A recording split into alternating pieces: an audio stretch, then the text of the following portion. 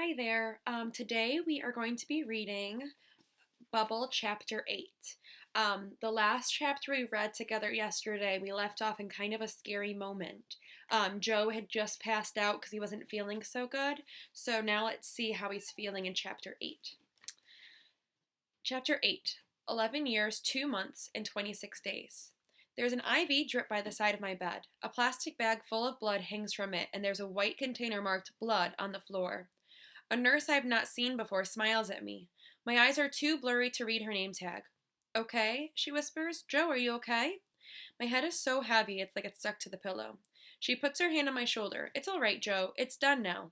I look at the dark blood flowing from the bag down the tube and into my arm. My eyelids are heavy. They drop down and I open them again.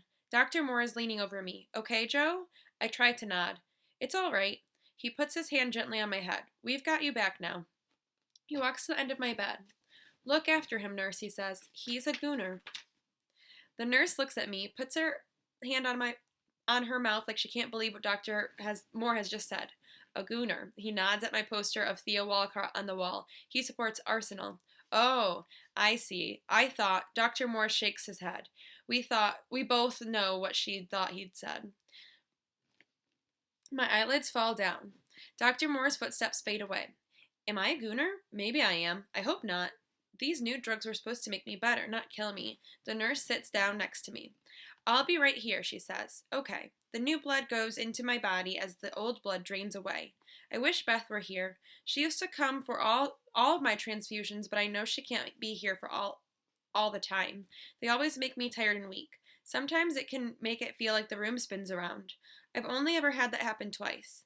Henry has it happen twice, too. He told me it happens because his blood has been in storage for too long and has got too much potassium in it, but I already knew. I had looked it up like he had.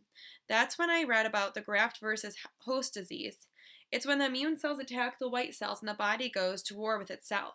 That's what's happened when they tried a bone marrow transplant when I was 4.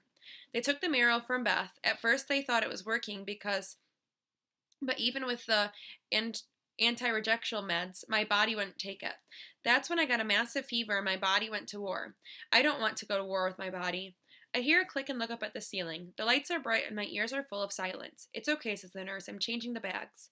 I take a deep breath, then another. My arms and legs feel heavy. They make it feel like it's filled with metal. I've always wondered what it's been like to be Iron Man, to be able to pick up cars and bash my way through the walls and press a button and shoot up high into the sky. The nurse sits back down beside me. More aches, more pains, more blood in the tubes. I take another breath as tears bulge behind my eyes. I want to cry. Iron Man never cries. But I bet he would if he felt as bad as this.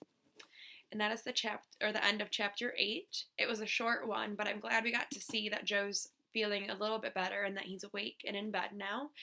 If you have time to do like a writing response, maybe respond like he talked about how he wanted to be strong like Iron Man. So maybe you can write about someone that you look up to, like if you're ever feeling down or like in pain, who's somebody that you can think is a strong person or a hero. Okay, thank you.